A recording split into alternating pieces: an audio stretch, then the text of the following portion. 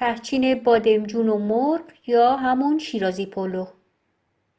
یک غذای خیلی خوشمزه و مجلسی از استان فارس. برای تهیه شیرازی پلو نیاز به بادمجان داریم. من از 2 بادمجان دلمه‌ای استفاده کردم. هم میتونین از بادمجان قلمی استفاده کنین، هم بادمجان دلمه‌ای. نیازی نیست حتما پوست اونا رو بگیرین. بادمجان ها رو سرخ کنین. بعد من 3 پیمانه برنج آبکش کردم. برای 3 پیمانه 4 عدد زرده تخم مرغ، 1 لیوان ماست، مقداری زعفران با هم مخلوط میکنم.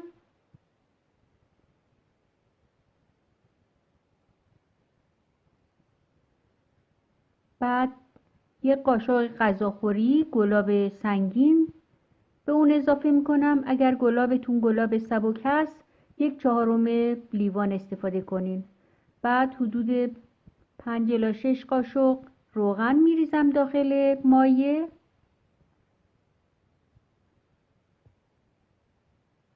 از برنج آبکش شده داخل مایه میریزم.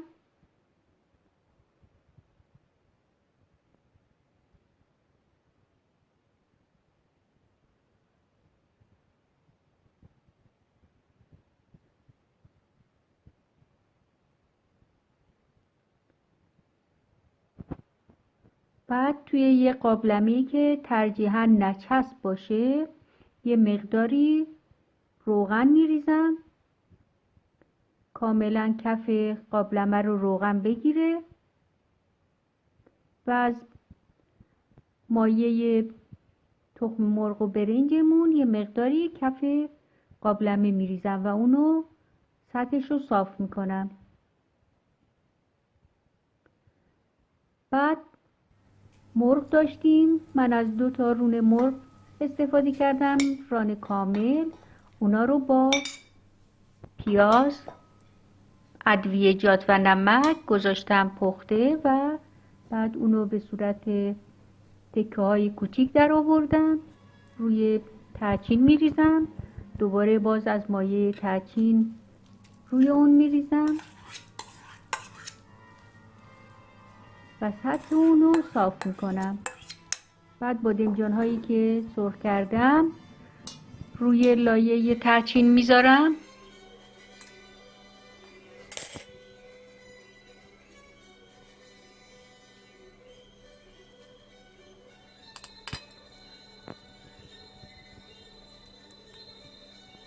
یک لایه کامل از بادمجان های سرخ کرده روی برنج ترچین میریزم و در آخر برنج سفید رو روی اون میریزم.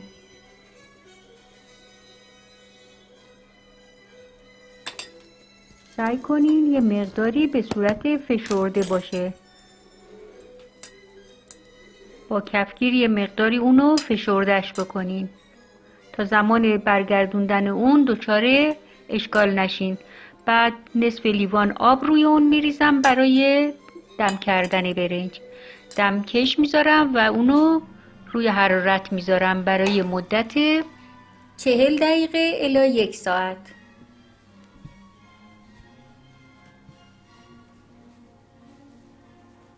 برای روی اون یه مقدار کمی روغن توی تابه میریزم. بعد زرشکی که قبلا تمیز کردم و شستم توی اون میریزم.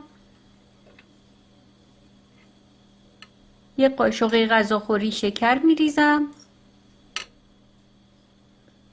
و اونا رو با هم یه مقداری خیلی کم تفت میدم طوری که زرشکمون تغییر رنگ نده. بعد یه مقدار زعفران آب کرده میریزم روی اون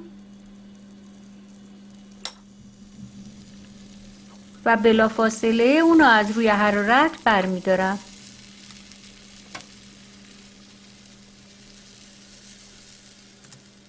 تحچین شیرازی پلومون آماده شده. البته من به خوبی خود شیرازی ها نپختم، اما اینو بدونین که تهچین شیرازی پلو یه تهچین خوشمزه و مجلسیه و میتونین با اون از مهموناتون پذیرایی کنین. دوستان عزیز، مخصوصا شیرازیای گل، اگر دوست داشتین حتما لایک کنین و ویدیو رو به اشتراک بذارین. متشکرم. خدا نگهدارتون.